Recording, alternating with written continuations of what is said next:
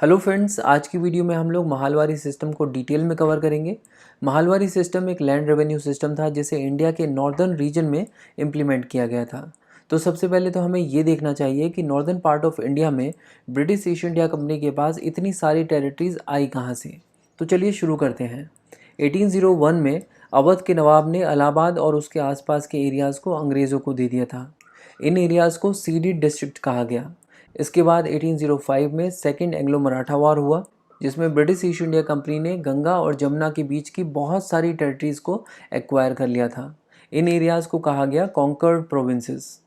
और third Anglo Maratha war जो 1817 से 1818 तक चला, इसके परिणाम स्वरूप भी ब्रिटिश ईस्ट इंडिया कंपनी ने नॉर्दर्न पार्ट ऑफ इंडिया में बहुत सारी टेरिटरीज़ को एक्वायर किया था।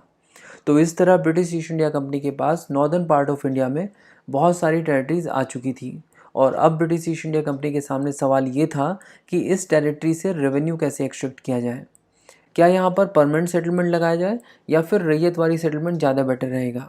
इसके लिए ब्रिटिश ईस्ट इंडिया कंपनी के होल्ट मैकेंजी, जो कि बोर्ड ऑफ रेवेन्यू के टेरिटोरियल सेक्रेटरी भी थे, उन्होंने कहा कि नॉर्दर्न पार्ट ऑफ इंडिया में ना तो परमानेंट सेटलमेंट चलेगा और ना ही रैयतवारी, क्योंकि नॉर्दर्न पार्ट ऑफ इंडिया के जो विलेजेस हैं वहाँ पर विलेज कम्युनिटीज़ एग्जिस्ट करती हैं।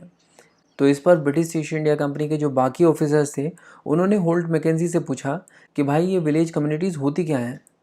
तो होल्ट मैकेंजी ने बताया कि देखो भाई, विलेज कम्युनिटीज़ में क्या होता है कि जो विलेज की लैंड है उस पर किसी एक किसान का हक नहीं है। यहाँ पर लैंड जो है वो डिवाइडेड नहीं है। ऐसा नहीं है कि ये किसान की लैंड यहाँ से यहाँ तक है और उसके आगे दूसरे किसान की लैंड है। यहाँ पर जो भी लैंड है वो सबकी है और सब मिलकर खेती करते हैं, और जो प्रोड्यूस होता है उसमें भी सबका शेयर होता है। तो ब्रिटिश ईस्ट इंडिया कंपनी के लिए यहाँ पर एक बड़ी दिक्कत हो गई, क्योंकि उन्हें ये समझ ही नहीं आ रहा था कि ऐसी सिचुएशन में वो एग्रीमेंट किसके साथ करेंगे, किसके साथ होगा सेटलमेंट। तो होल्ट मैकेंजी ने कहा कि चिंता की कोई बात नहीं है, एक आदमी है जिसके साथ ये सेटलमेंट किया जा सकता है, और वो है विलेज हेडमैन यानी लंबरदार। तो ये डिसाइड किया गया कि नए सिस्टम में विलेज से टैक्स कलेक्ट करने का काम लंबरदार का होगा, और क्योंकि सेटलमेंट लंबरदार से किया जाएगा तो लंबरदार की जिम्मेदारी होगी ब्रिटिश ईस्ट इंडिया कंपनी को टैक्स देने की।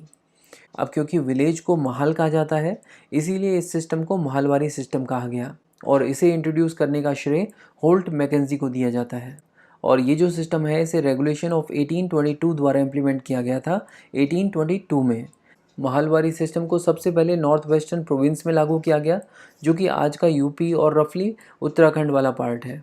और इसके बाद इसे सेंट्रल इंडिया के कुछ पार्ट्स में और पंजाब में भी इम्प्लीमेंट किया गया। इस सिस्टम में क्या होता था कि विलेज के अंदर जितने भी प्लॉट्स हैं सभी का लैंड असेसमेंट किया जाता था, और सभी के आउटपुट को ऐड करके कितना प्रोड्यूस होगा उसके बेस पर एक विलेज यानी महल से कितना रेवेन्यू जनरेट होगा ये कैलकुलेट होता था। यहाँ पर अगर विलेजेस छोटे हैं तो कई बार 2-3 विलेजेस को ऐड करके एक महल बना दिया जाता था, और इस महल से जो रेवेन्यू जनरेट होता था उसे पीरियोडिकली रिवाइज भी किया जाता था based on land assessment. But ये सिस्टम भी बहुत जल्दी फेल होते हुए नज़र आया, और इसका मेन रीज़न ये था कि यहाँ पर रेवेन्यू जो है वो 80 to 95% तक चार्ज किया जाता था। हालांकि बाद में विलियम बेंटिंक जब आए तो उनके टेन्योर में इस सिस्टम को रिवाइज किया गया, और रेगुलेशन ऑफ 1833 में रेवेन्यू परसेंटेज को डिक्रीज़ करके 66% कर दिया गया, और रेवेन्यू डिमांड को 30 सालों के लिए फिक्स भी किया गया। तो ये थी डिटेल्स महलवारी सिस्टम की। इंडिया की हिस्ट्री और इंडियन पॉलिटी को डिटेल में कवर करने के लिए बुक्स दावा की प्लेलिस्ट को फॉलो कीजिए, लिंक आपको डिस्क्रिप्शन में मिल जाएगा। Thank you so much for watching and supporting books दावा।